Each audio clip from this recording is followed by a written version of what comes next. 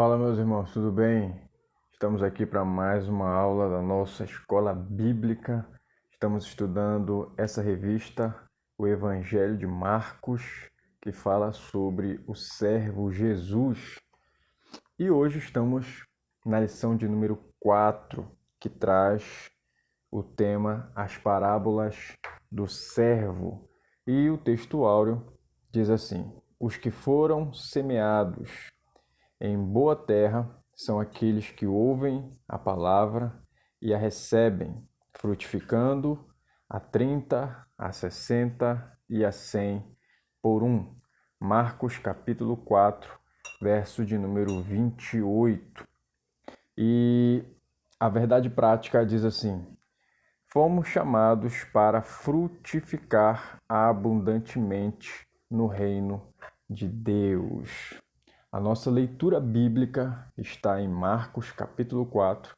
Essa lição é baseada no capítulo 4 e nós vamos ler do verso 3 até o verso de número 34. Diz assim o texto: Escutem, eis que o semeador saiu a semear, e ao semear, uma parte caiu à beira do caminho, e vieram as aves e a comeram. Outra parte caiu em solo rochoso, onde a terra era pouca, e logo nasceu, visto não ser profunda a terra, saindo, porém, o sol a queimou, e porque não tinha raiz, secou-se. Outra parte caiu entre os espinhos, e os espinhos cresceram e a sufocaram, e não deu fruto.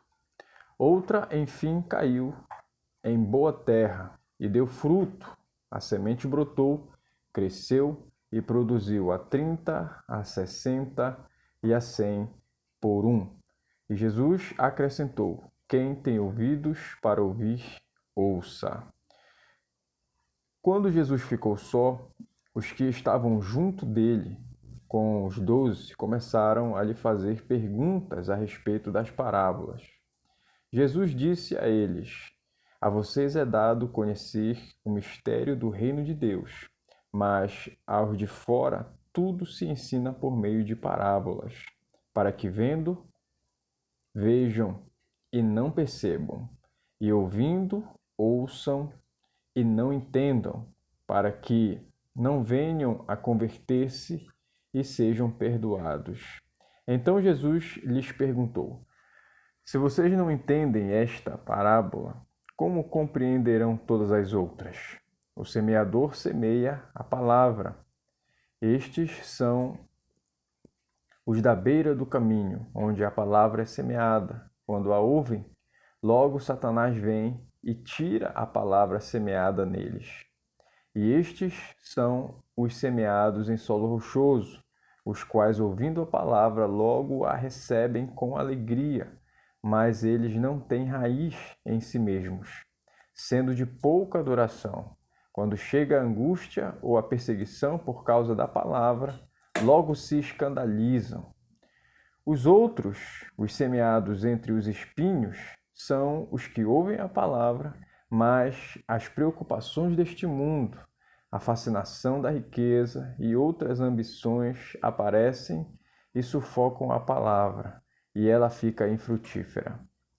Os que foram semeados em boa terra são aqueles que ouvem a palavra e a recebem, frutificando a 30, a 60 e a 100 por um. Jesus também lhes disse: Será que alguém traz uma lamparina para que seja colocada debaixo de um cesto ou da cama? Por acaso não a coloca num lugar em que ilumine bem? Porque não há nada oculto senão para ser manifesto, e nada escondido senão para ser revelado. Se alguém tem ouvidos para ouvir, ouça. Então lhes disse: Prestem bem atenção no que vocês ouvem. Com a medida com que tiverem medido, vocês serão medidos, e mais ainda lhes será acrescentado. Pois aos que têm, mais será dado, e ao que não tem, até o que tem lhe será tirado. Jesus disse ainda: o reino de Deus é como um homem que lança a semente na terra.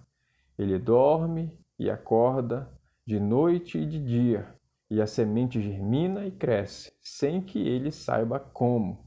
A terra por si mesma frutifica. Primeiro aparece a planta, depois a espiga e por fim o grão cheio na espiga. E quando o fruto já está maduro, logo manda cortar com a foice, porque chegou a colheita. Disse mais: com que poderemos comparar o reino de Deus? Ou com que parábola o apresentaremos? Ele é como um grão de mostarda, que quando semeado é a menor de todas as sementes sobre a terra, mas, uma vez semeada, cresce e se torna a maior de todas as hortaliças.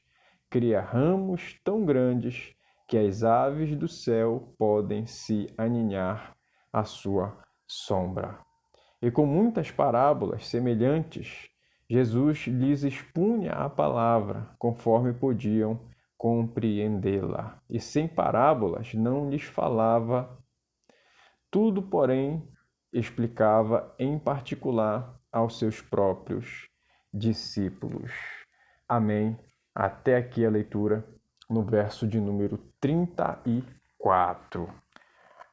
A nossa lição de hoje, como de costume, ela é baseada em 3 tópicos. São esses. Primeiro, a parábola do semeador. Segundo tópico, mais parábolas do reino. E o terceiro e último tópico, uma aula prática. A nossa lição vai se desenrolar dentro desses 3 tópicos. Lembrando que cada tópico possui 3 pontos, né? Para a gente estudar.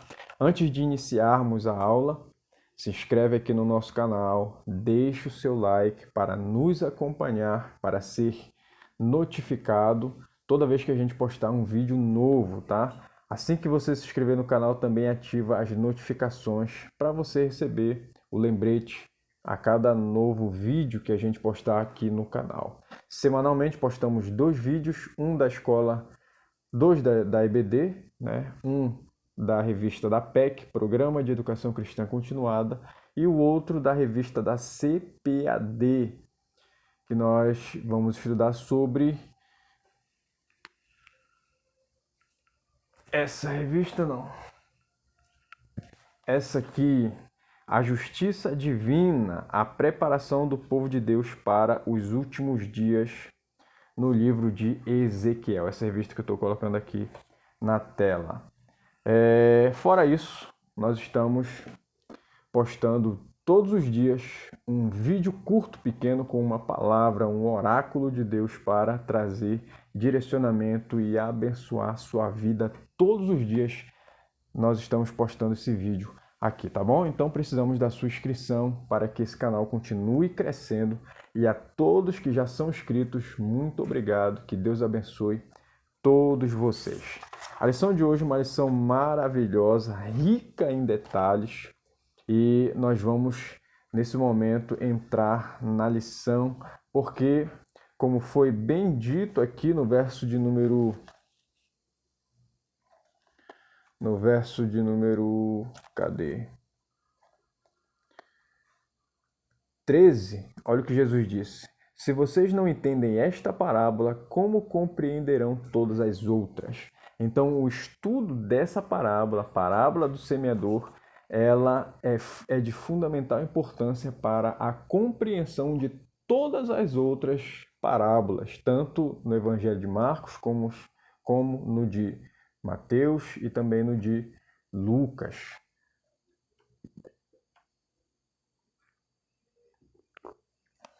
Porém, nós vamos nos prender aqui no Evangelho de Marcos, que é o objeto de estudo deste trimestre, tá? A introdução diz assim, ó: Marcos é um evangelho de ação, contém poucas palavras, apenas 6 parábolas, apenas 6, das quais 4 estão neste capítulo e outras 2 são a parábola dos lavradores maus, e a parábola da figueira que brota. Fora isso, as parábolas de Marcos estão nesse capítulo 4, que é o que estamos estudando.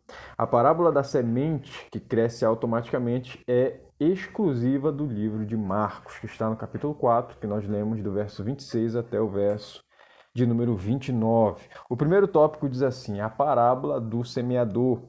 E o primeiro ponto é a sua importância, baseada no verso 13 do capítulo 4. Então lhes perguntou: não entendeis esta parábola? Como compreendereis todas as parábolas? É isso? Vou repetir aqui. Então lhes perguntou: não entendeis esta parábola? E como compreendereis todas as parábolas? Jesus usava parábola não porque desejava ocultar a verdade ou negar salvação a quem quer que seja. O problema é o coração humano. A chave para acessar o significado das parábolas está em ter um coração aberto, humilde e sensível. As parábolas são comparações.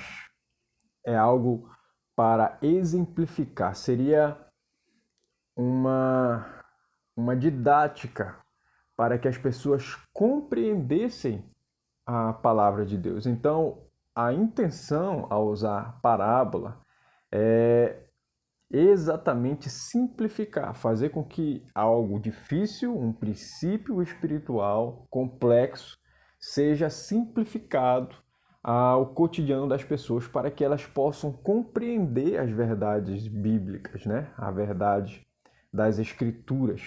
Então, o objetivo das parábolas é esse, é explicar as coisas, é fazer com que algo difícil seja entendível. Mas, como bem colocou aqui o comentarista da revista, o problema não está na palavra ou na parábola.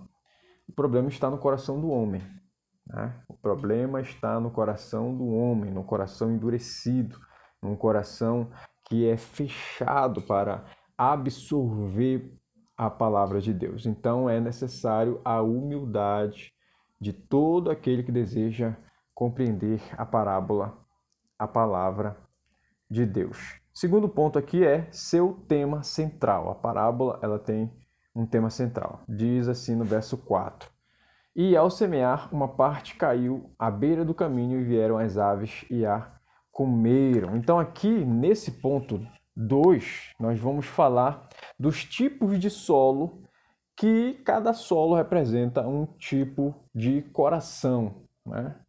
O primeiro, ele vai falar é o solo endurecido, tá? Poderíamos trocar ali a palavra solo pela palavra coração, né, do homem.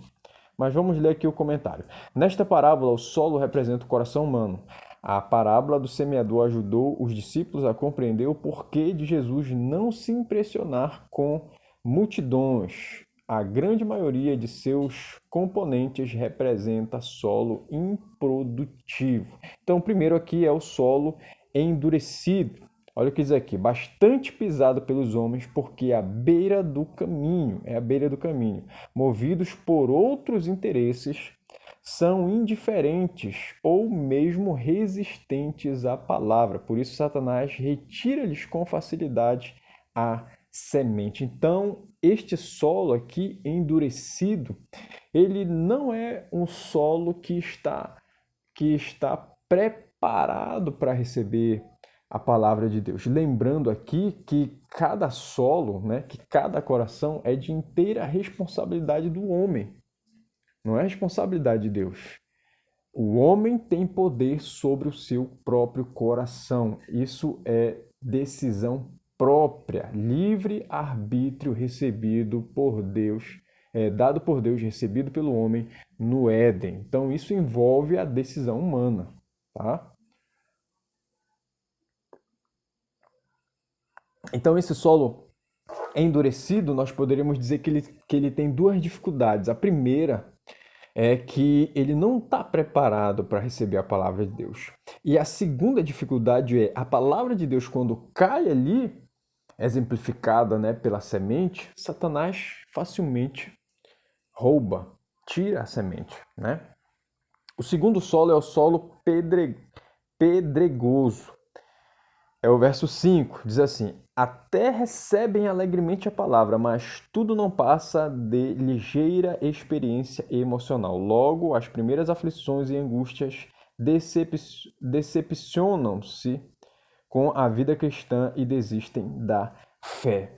Então, este é o segundo tipo de coração, aquele que até recebe a palavra, tem até alegria ao entender a palavra de Deus, né? a ter ali uma leve compreensão das verdades espirituais e eternas, porém é um coração que ele é duro somente para a palavra de Deus.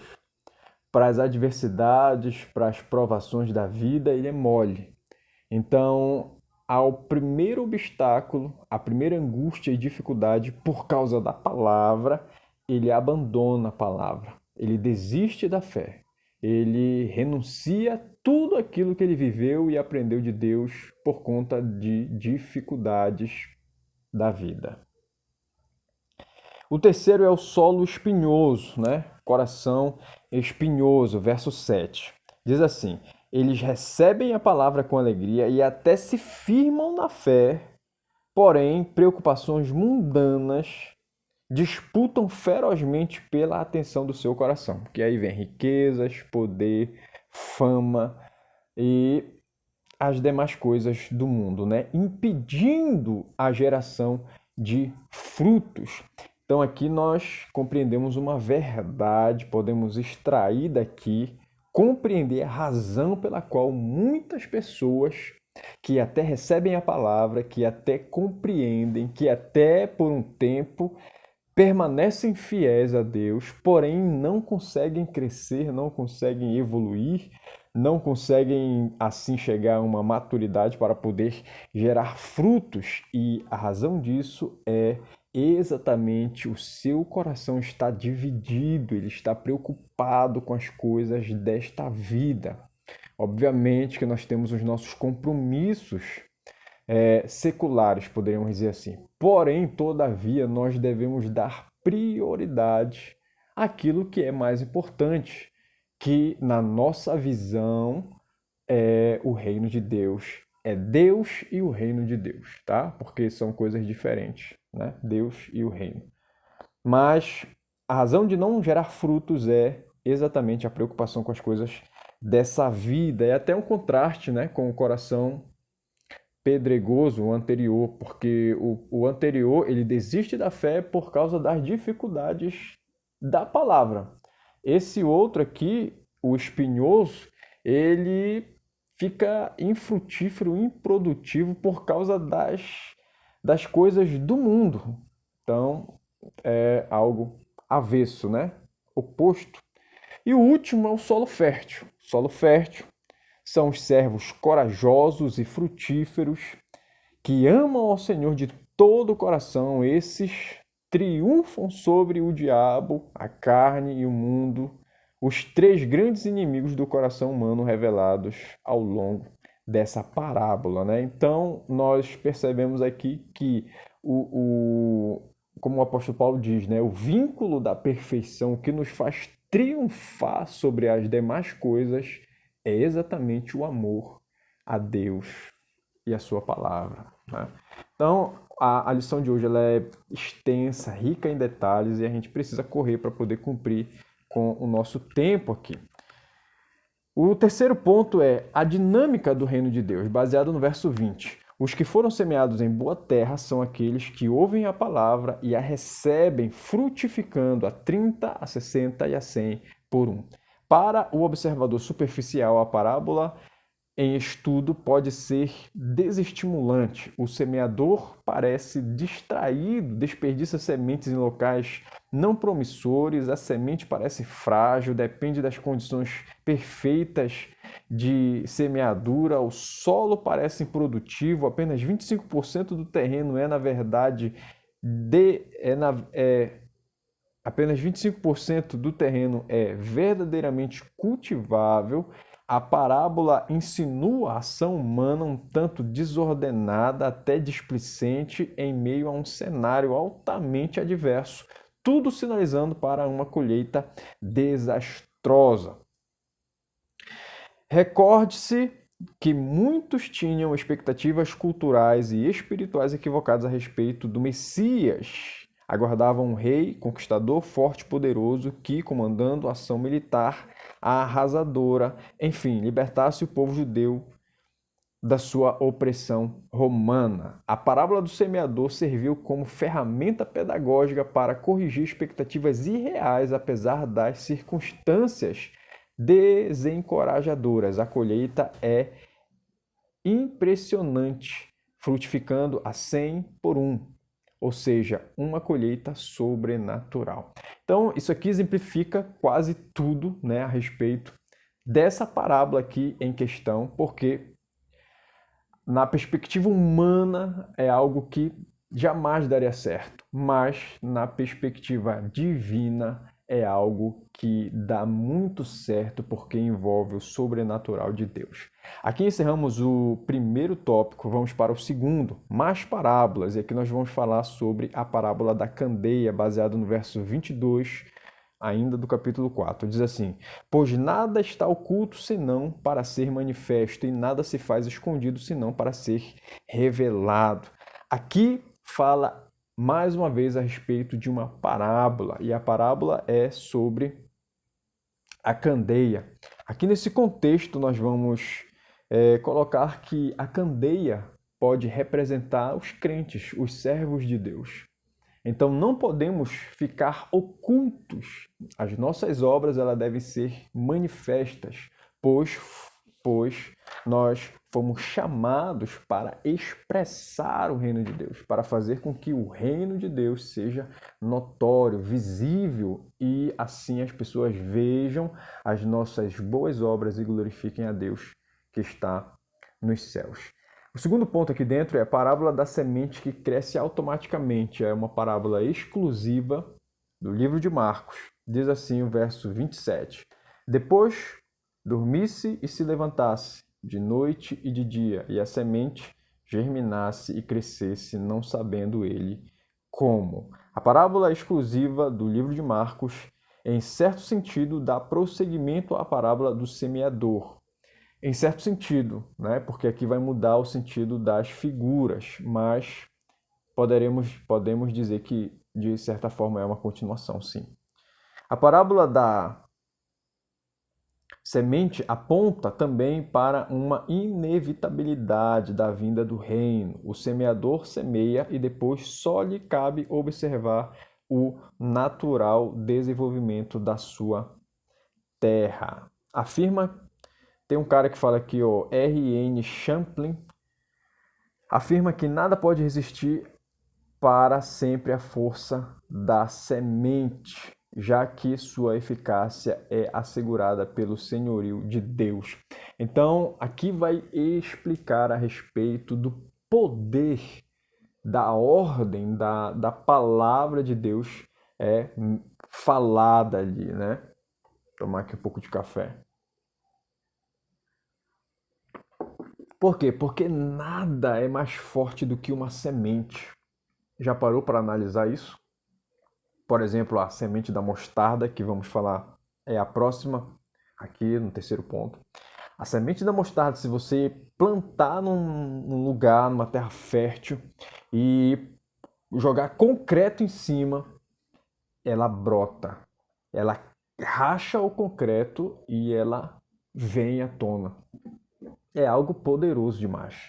Então isso exemplifica a inevitabilidade do reino de Deus, porque ele é inevitável, ele vem à tona, cedo ou tarde, no tempo ali determinado, ele vai aparecer. E o terceiro ponto é parábola do grão de mostarda. Verso 31, é como o grão de mostarda que, quando semeado, é a menor de todas as sementes sobre a terra. A semente da mostarda é minúscula. Na cultura da época, sua invocação era um conhecido provérbio para destacar tudo o que era muito pequeno. Contudo, seu arbusto pode chegar a 3, 4 metros de altura, proporcionando providencial refrigério às aves dos céus. Então aqui uma exemplificação a respeito do reino de Deus, que muitas vezes ele surge, ele aparece como algo pequeno, simples, mas que tem um poder muito grande e que quando ele cresce,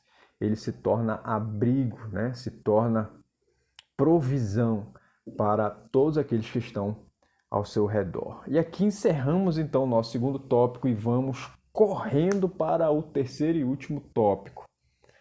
E é uma aula prática. O cenário dessa aula, né, o ambiente onde eles estavam. Verso de número 35. Naquele dia, sendo já tarde, disse-lhe Jesus: passemos para outra margem. É hora de uma rica aplicação prática. Marcos capricha em comparação com Mateus e Lucas. Seu relato do grande temporal do mar da Galileia é o mais rico em detalhes. Menciona, entre outros pontos, a hora do dia, a presença de outros barcos que o seguiam, o fato de Jesus dormir sobre um travesseiro. O chamado Mar da Galileia é, na verdade, um grande lago de água doce com uma extensão aproximadamente de 166 quilômetros quadrados. Sua superfície muito baixa, abaixo do nível do mar, em uma bacia cercada por montes e montanhas bastante íngremes, né? Quase 50 metros a nordeste está o Monte Hermon, a 2.804 metros acima do nível do mar. O contato do ar frio do alto com o ar quente sobre o lago faz com que até hoje seja comum na região a ocorrência de fortes tempestades. Então ali é um cenário propício para tempestades, é algo comum ali. Mas nós vamos perceber que, mesmo em meio a uma tempestade, os discípulos, num ambiente conhecido deles, foi algo que eles não conseguiam resolver o problema.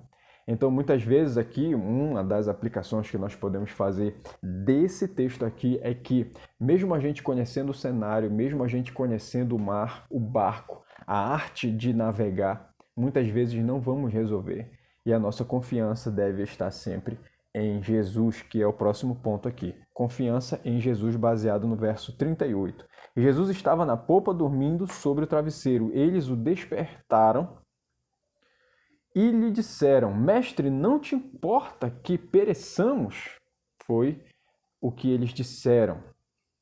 Então aqui, a presença de outros barcos demonstra que o clima parecia tranquilo para a navegação. Todavia, Marcos reporta um abrupto vento de um grande temporal de vento com fortes ondas açoitando impiedosamente o barco. Então, como a gente mencionou, embora os pescadores tivessem ali familiaridade com aquele ambiente, foi uma tempestade atípica, ventos fortíssimos que, ele usa a expressão, açoitavam o barco. Então não foi algo comum, foi algo verdadeiramente incomum, no qual eles tiveram, né, a oportunidade de manifestar ali a fé, mas não foi o que eles fizeram, tá? E vamos aqui para o último ponto, o poder de Jesus. Ele veio despertando, repreendeu o vento e disse ao mar: acalma-te, emudece. O vento se aquietou e fez-se grande bonança. Jesus é despertado não pela fúria da natureza, mas pelo sarcasmo humano. O servo volta-se para o vento e o mar e com autoridade repreende-os. O Criador bradou com a sua criatura. Não poderia ser diferente. A obediência imediata. Então os discípulos se assustaram com aquela situação, porque tudo se dobra à ordem de Jesus. Então, se você está passando como uma metáfora dessa, uma tempestade, uma situação descontrolada, clame ao Senhor, chame ao Senhor, porque não há nada que não obedeça à ordem do nosso Deus. E aqui nós encerramos a nossa lição. A aplicação pessoal diz assim: nada impedirá a implantação do reino de Deus Em situações desesperadoras, é essencial manter a fé em Jesus e seguir dando frutos para o seu reino. Muito obrigado por nos acompanhar até aqui. Que Deus te abençoe. Responde aqui nos comentários o questionário da nossa lição, tá?